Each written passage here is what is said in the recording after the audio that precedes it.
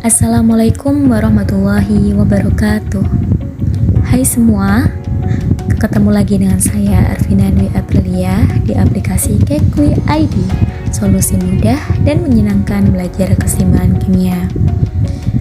Teman-teman semua, di video ke-6 ini kita akan membahas submateri kelima, yakni terkait pergeseran keseimbangan.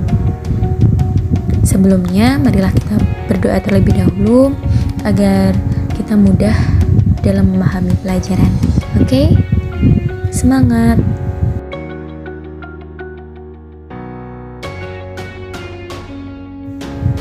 Tahukah kalian bahwasanya suatu sistem dalam keadaan seimbang itu cenderung untuk mempertahankan keseimbangannya, sehingga pada saat dia dikenai pengaruh dari luar, sistem tersebut akan berubah sedemikian rupa agar segera diperoleh keadaan keseimbangan lagi, sebagaimana yang diungkapkan oleh seorang ilmuwan bernama Henry Louis Lecatellier.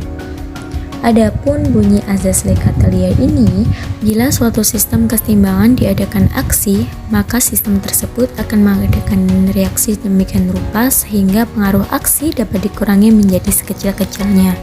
Itulah bunyi azas Lecatellier.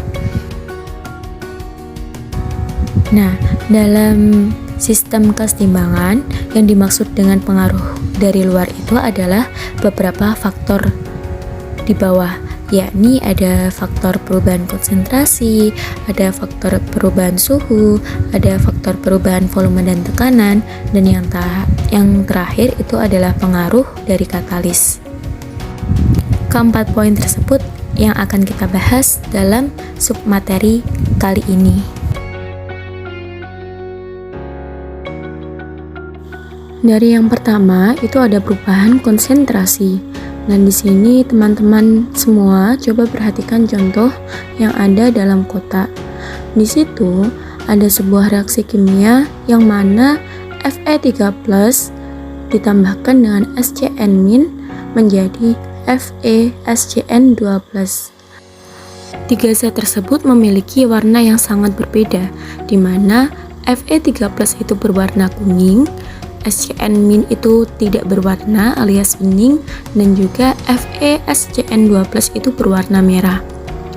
Dalam suatu sistem keseimbangan homogen sebagaimana di atas yang memiliki fase sama-sama aqueous atau larutan, ternyata ada dua kemungkinan, yakni apabila ion Fe3+ ditambah Fe3+ itu reaksinya, maka keseimbangan tersebut akan bergeser ke kanan atau ke arah produknya, sehingga FeSCN2+ itu menjadi semakin merah pekat. Begitu pula sebaliknya, jika ion Fe3+-nya itu dikurang, maka keseimbangan akan bergeser ke kiri atau ke arah reaksinya, sehingga FeSCN2+ itu menjadi semakin pudar. Lantas bagaimana sih perubahan konsentrasi itu dapat mempengaruhi pergeseran keseimbangan? Nah, dalam suatu sistem keseimbangan homogen itu terdapat tiga kemungkinan, yakni yang pertama, apabila konsentrasi salah satu zat diperbesar, maka keseimbangan tersebut akan bergeser ke arah yang berlawanan dari zat tersebut, digarisbawahi dari ke arah zat yang berlawanan dari zat tersebut. Contohnya, apabila konsentrasi yang kita perbesar itu adalah konsentrasi dari bereaksi, maka keseimbangan akan bergeser ke arah yang berlawanan. Yang berlawanan itu apa? Ke arah produknya. Sementara ketika konsentrasi produknya itu diperbesar, maka keseimbangan juga akan bergeser ke arah yang berlawanan, yaitu ke arah bereaksinya. Itu dari poin yang pertama. Selanjutnya, di poin yang kedua, sebaliknya, konsentrasi salah satu zat diperkecil, maka kesetimbangan akan bergeser ke arah zat tersebut. Yang digarisbawahi yakni kesetimbangan akan bergeser ke arah zat tersebut. Contohnya lagi, ketika sebuah reaksi kimia itu konsentrasi reaksinya diperkecil, maka kesetimbangan akan bergeser ya ke arah reaksinya itu tadi. Begitu pula ketika produknya itu dikurangi konsentrasinya, maka keseimbangan juga akan bergeser ke arah produknya itu sendiri. Penjelasan ke poin 2. Lanjut ke poin 3. Ketika suatu zat diencerkan dengan menambahkan air pada sistem, maka keseimbangan akan bergeser pada jumlah molekul terbanyak. Nah, di sini jumlah molekul terbanyak itu bisa kita lihat dari koefisien reaksinya. Manakah koefisien reaksi yang lebih besar? Itu dari penjelasan poin 3. Selanjutnya, untuk memahaminya silakan kalian coba kerjakan dua soal yang ada pada PDF ya.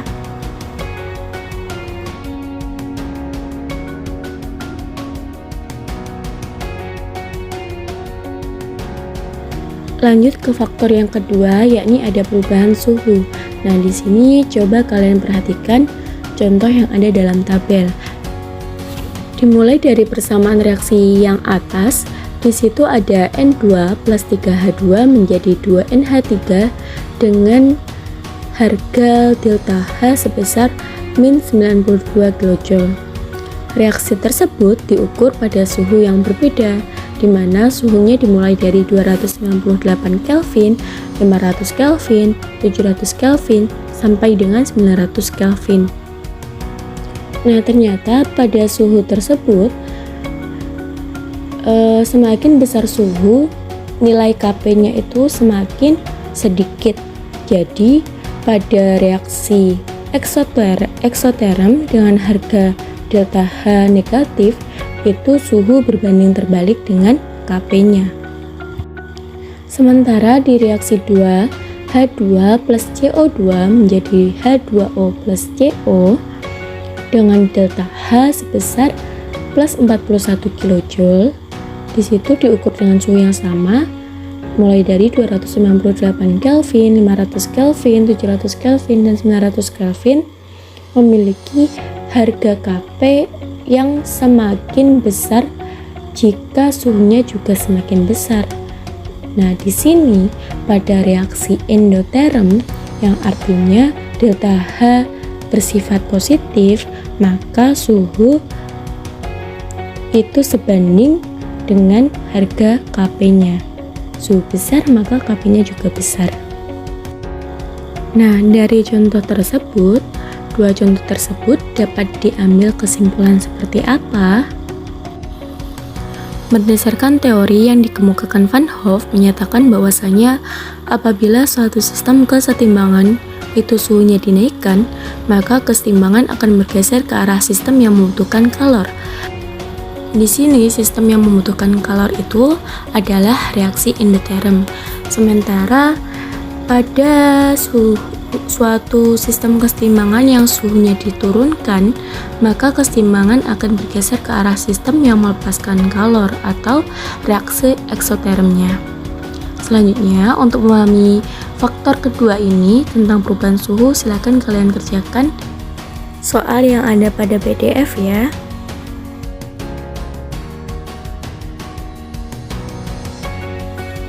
Selanjutnya, di faktor yang nomor 3 dan keempat itu ada perubahan volume dan juga perubahan tekanan.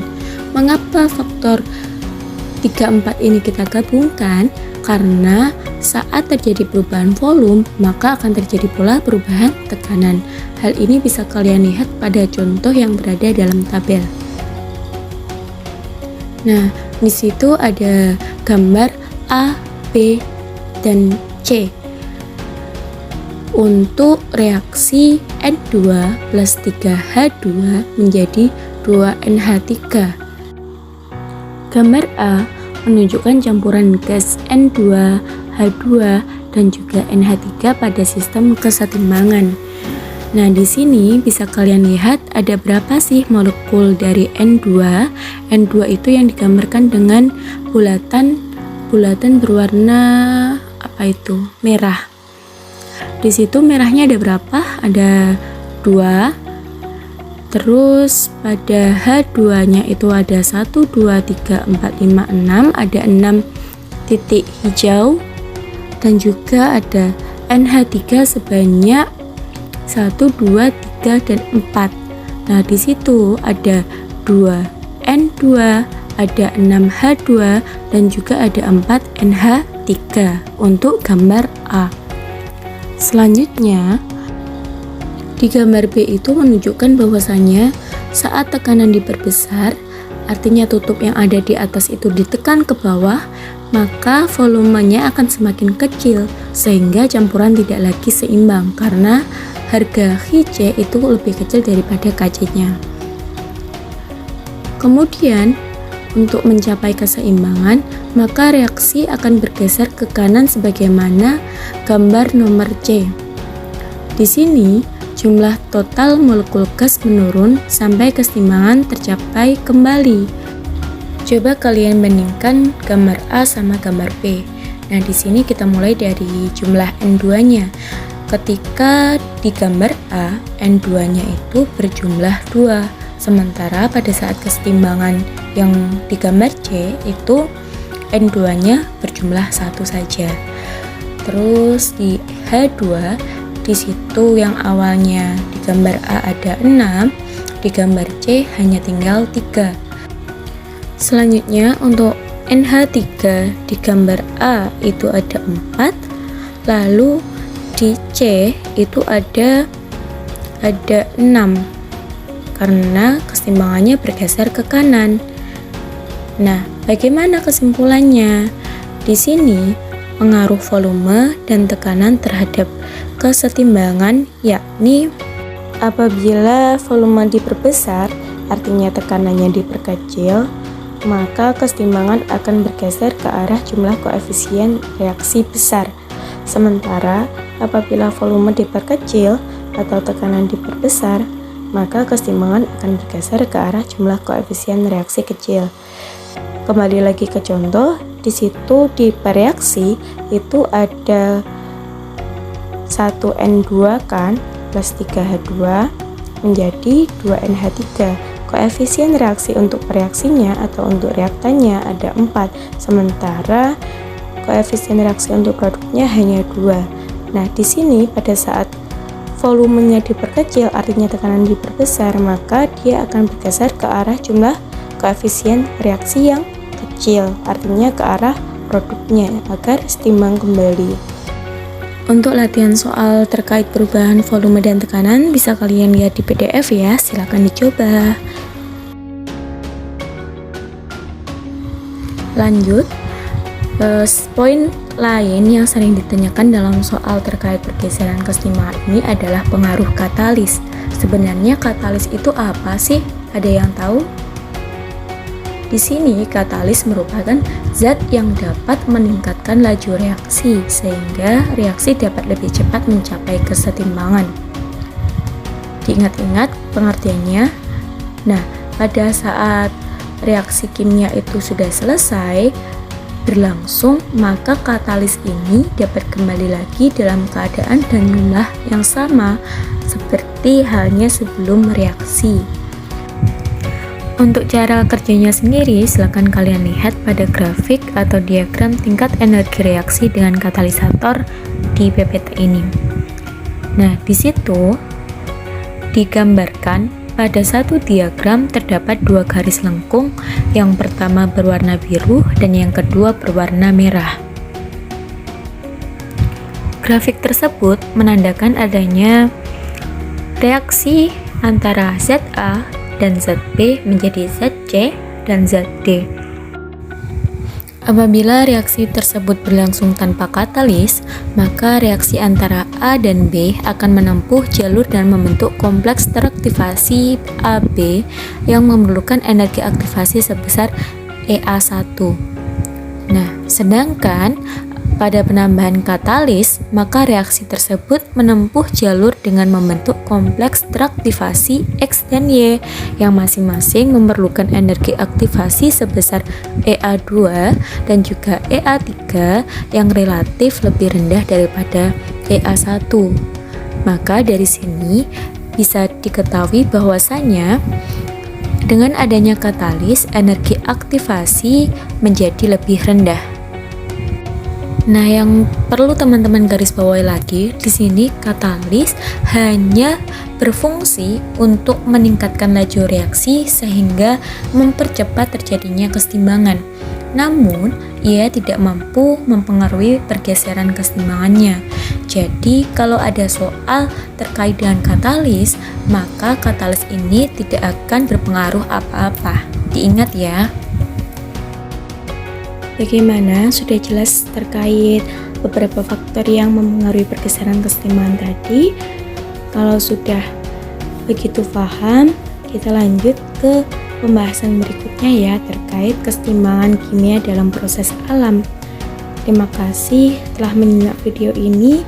Mari kita akhiri dengan bacaan Alhamdulillahirrabbilalamin dan wassalamualaikum warahmatullahi wabarakatuh.